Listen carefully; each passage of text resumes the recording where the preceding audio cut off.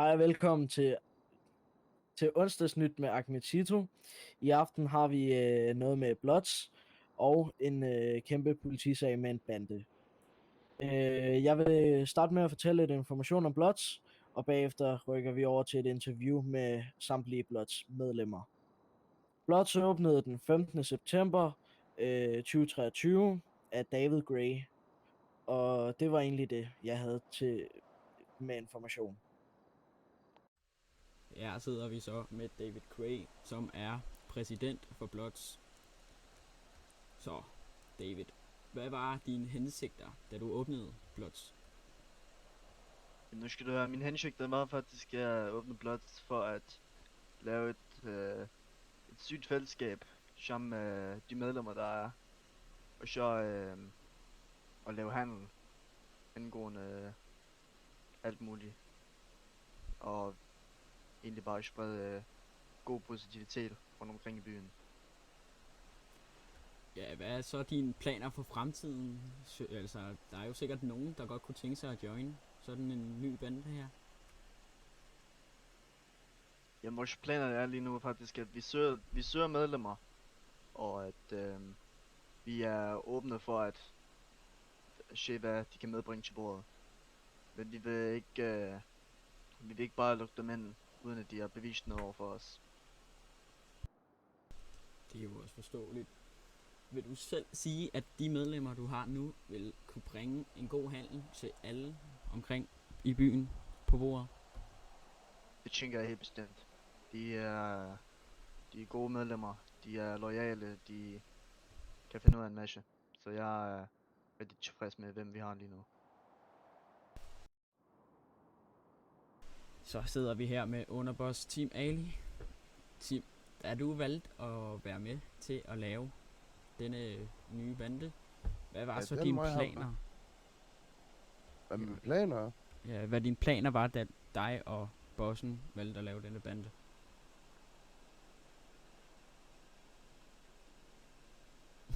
Og planen var ikke sådan helt vild. Vi havde bare lyst til at starte nye grupperinger.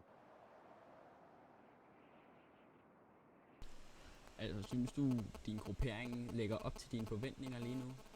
Ja, selvfølgelig. Selvfølgelig gør det. Og der er altid med mine brødre.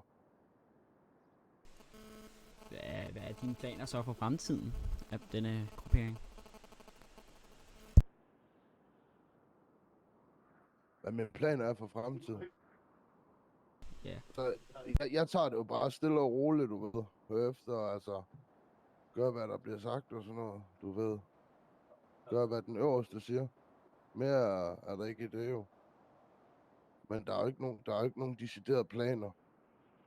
Og så sidder vi simpelthen her med Mohammed og Pablo, som er 2 medlemmer af den nye gruppering. Hvad var jeres hensigter, da I valgte at blive en del af en bande? Jamen, tænker vi alle kan sige det samme stort set. Jo.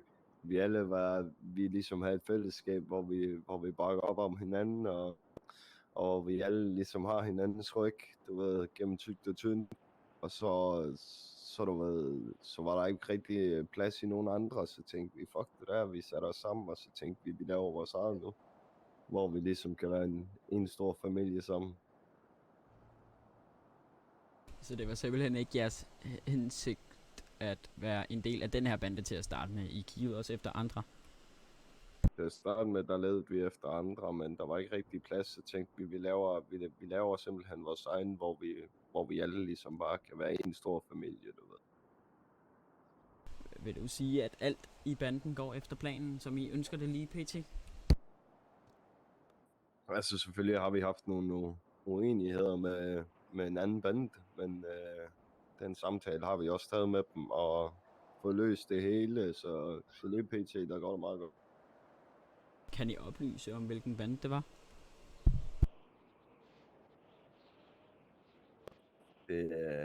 Det kan vi desværre ikke lige på stående fod i hvert fald. Okay. Havde I en del at gøre med opstarten af banden, eller kom I først senere? Mig og David og Chip selvfølgelig var faktisk dem, der startede og snakkede om det hele, og så fik vi ligesom folkene med ind over. Okay. Og hvordan har I som bande tænkt jer at tjene penge lige forløbig? Jamen, pt. laver vi basically lidt af hvert jo. Alt kan man egentlig tjene penge på. Jeg har lige ansøgt om noget bilforhandler for eksempel. Men ellers så laver vi det jo på alt muligt. Vi laver allobar, vi skaffer krudt, vi laver lidt af hvert egentlig for at skaffe mønt. Hej, velkommen tilbage i studiet. Nu har vi haft nogle samtaler med samtlige Bloods-medlemmer. Nu rykker vi videre til politisagen, og der vil jeg fortælle lidt. Politisagen skete søndag den 17. september 2023, hvor der var samtlige medlemmer, der blev anholdt. Der rykkede faktisk et lettere Romeo-hold ud. Ikke et Romeo-hold, men et mindre Romeo-hold. De var i hvert fald tungt pakket, og det var det, jeg kunne sige om det. Som før nævnt, vi har haft nogle kedelige konfrontationer, primært med Patrulje 48, som banden går under navnet. Samtidig har vi haft gentagne skyderier og flere panikknap, både fra lægerne, men også fra vores egen betjent. Så vi er gået det i, der hedder berøvet beredskab, som betyder, at vi er, rent ud sagt, 3 mand i hver bil, og så har vi den montering på, vi er på. Både for vores egen sikkerhed. Okay. Har du nogen, nu så jeg kunne ikke rigtig se nogen med Lima-bånd på. Havde I nogen Lima til stede, da det her optrap skete? Vi har faktisk Lima, der er lige kommet trillende forbi der, med blåblink på og nede i kælderen. Okay. Vi har det, som vi kalder en almindelig Lima, som er ham, der hovedsageligt har kommandoen over det hele. Og så har vi det, som i fagsprog kalder en Lima Alpha, som altså er Lima-assistent. Det er dem, som ligesom hjælper Lima og vejleder ham, og hovedsageligt fører køretøjet. Så de er til stede. Under hele den her anholdelse. Lige præcis. Må jeg høre grunden til, at de er blevet anholdt? Altså sådan, hvad de er blevet anholdt for, eller sigtet for? Jamen altså, som nævnt, før nævnt, de er ikke anholdt endnu. Sidste melding, jeg har fået, det er, at de er tilbageholdt for mistanke om våbenbesiddelse. Okay. Så har vi en visitationszone, som vi opretholder, og det vil sige, at vi har tilbageholdt dem op i Midtby, som gør, at vi kan transportere dem hernede, både for deres, men til det også for vores egen sikkerhed, samt de civile, der skulle stå dernede, hvis der skulle ske nogle større konfrontationer mellem de resterende bander. Hovedsageligt Patrulje 48, så derfor vælger vi at transportere dem herned for det hele, for konfliktnedtrapning. Hej, velkommen tilbage i studiet. Nu har vi et lille klip af, at der er en pilot, der vælger at true 2 personer med at få Bandidos efter sig. Han troede. Jeg ringede sgu da til Kai for Bandidos. Hej, er han med i Bandidos? HAI. Ikke ham der, ikke ham. Nå. Ikke ham fra flyet. Åh. Så spurgte jeg, om han kunne komme og smadre jer, for det kunne jeg ikke, siden jeg var på job, og så sagde han nej. Jeg kan i hvert fald sige, at du lige vil ringe til mig en gang.